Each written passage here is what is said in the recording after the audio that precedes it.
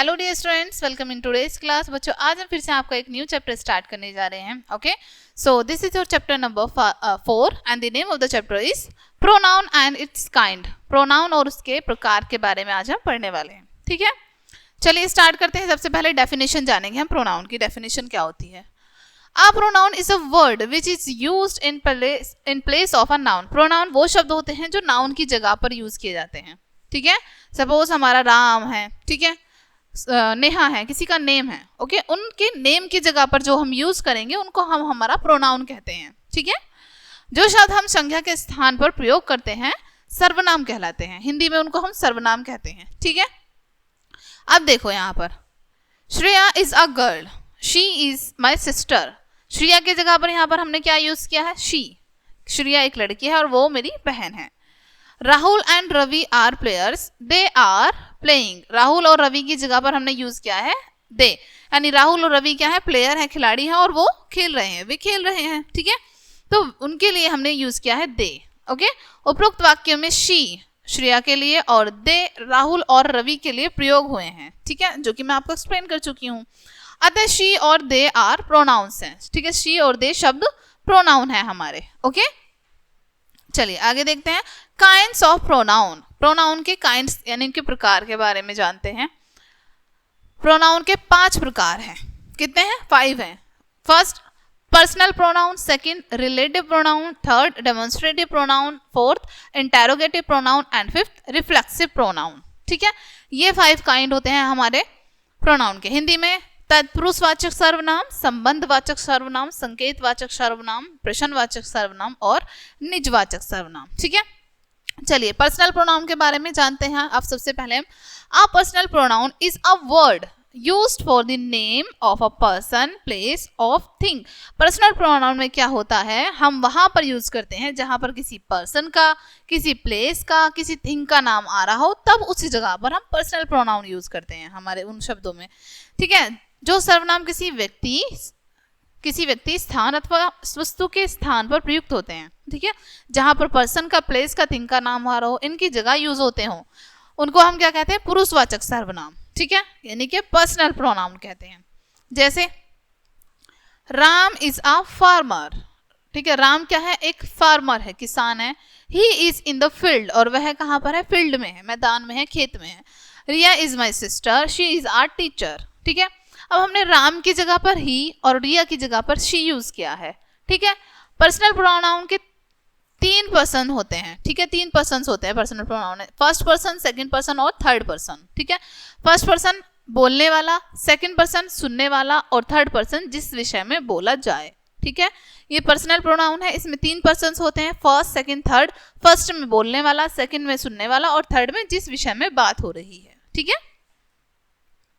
चलिए first person, the person who speaks in the first person is the first person. जो person speak कर रहा है, बोल रहा है, वो क्या है? हमारा फर्स्ट पर्सन है। ठीक है, जैसे आई, माई, मी, माइन, यानी कि मैं, ठीक है, मुझे, इस तरीके से हम फर्स्ट पर्सन में आ जाएंगे। आई, मी, माई, माइन, मेरा। ठीक है, इस तरीके से ये फर्स्ट पर्सन है।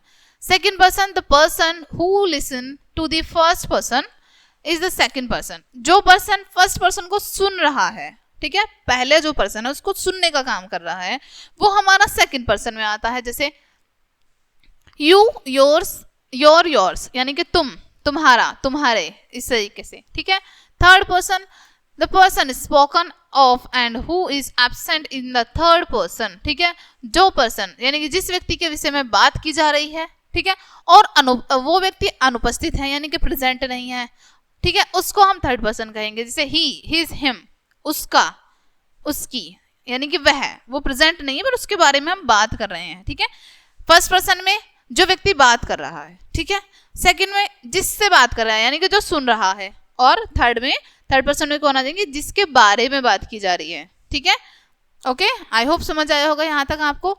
नेक्स्ट है हमारा रिलेटिव प्रोनाउन। जो प्रोनाउन अपने से पहले वाले नाउन से संबंध रखते हैं उन्हें रिलेटिव प्रोनाउन कहते हैं। ठीक है, जो प्रोनाउन अपने से पहले वाले नाउन से संबंध रखते हैं उन्हें पर्सनल प्रोनाउन कहते हैं। जैसे हु, वेयर, व्हाट, व्हाई और इटीसी एक्सेट्रा।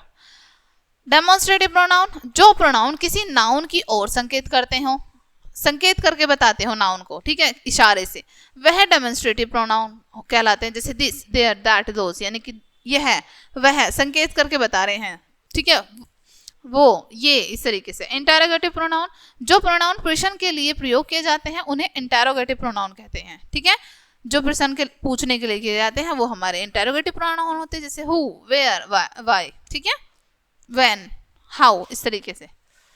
रिफ्लेक्सिव प्रोनाउन, जो प्रोनाउन अपने लिए प्रयोग किए जाते हैं उन्हें रिफ्लेक्सिव प्रोनाउन कहते हैं। अपने लिए, सेल्फ के लिए यूज करते हैं जिन्हें माई, माई सेल्फ, देमसेल्व्स, ठीक है। एम्फेटिक प्रोनाउन, जब कोई पर्सनल प्रोनाउन अपने लिए सेल्फ का प्रयोग करे उसे एम्फेटिक प्रोनाउन कहते हैं। जब हम अपने लिए सेल्फ का यूज कर रहे हैं तब वो हमारा एम्फेटिक प्रोनाउन में आता है, जैसे herself, himselfs, okay, myself, okay. अब है डिस्ट्रीब्यूटिव प्रोनाउन, जब कोई सर्वनाम बहुत से व्यक्तियों, स्थानों और वस्तुओं में से किसी एक के लिए प्रयोग किया जाए तो उसे डिस्ट्रीब्यूटिव प्रोनाउन कहते हैं, ठीक है। अब यहाँ पर देखो क्या बताया गया है, तो कोई सर्वनाम, ठीक है, बहुत से व्यक्तियों, स्थानों और वस्तुओं में से किसी एक के लिए प्रयोग किया जाए, यानी कि बहुत सारी चीजों में से किसी एक के लिए यूज हो रहा है, उसे हम डिस्ट्रीब्यूटिव प्रोनाउन कहते हैं, जैसे ईच, एवरी, नाइदर, आइदर, ठीक है। अब जैसे बहुत सारे स्टूडेंट हैं, ठीक है, उसमें से किसी एक के लिए हम कुछ बात कर रहे हैं, ठीक है, तब हम क्या बोल सकते हैं कि ईच, एक, ठीक है, ईच ऑफ यू, इन तुम में से एक, each of you come out, तुम में से एक बाहर आओ, इस तरीके से, ओके।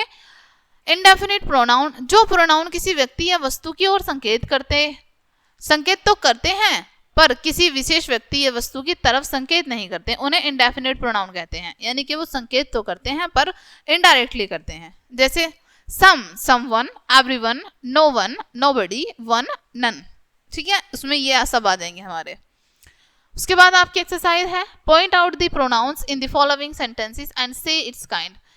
आपको प्रोनाउंस को पॉइंट आउट करना है, ठीक है, और क्या करना है, एंड से इट्स काइंड, और उसके काइंड बताने हैं आपको। जो प्रोनाउन आपको मिलेंगे उनको निकालना है और उसके काइंड बताने हैं, प्रकार बताने हैं, ओके बच्चों। ये चैप्टर आपका यहीं पे फिनिश होता है। आई होप ये चैप्टर आपको काफ़ी अच्छे से समझ आया होगा। मिलते हैं नेक्स्ट वीडियो में, एंड थैंक्स फॉर वॉचिंग।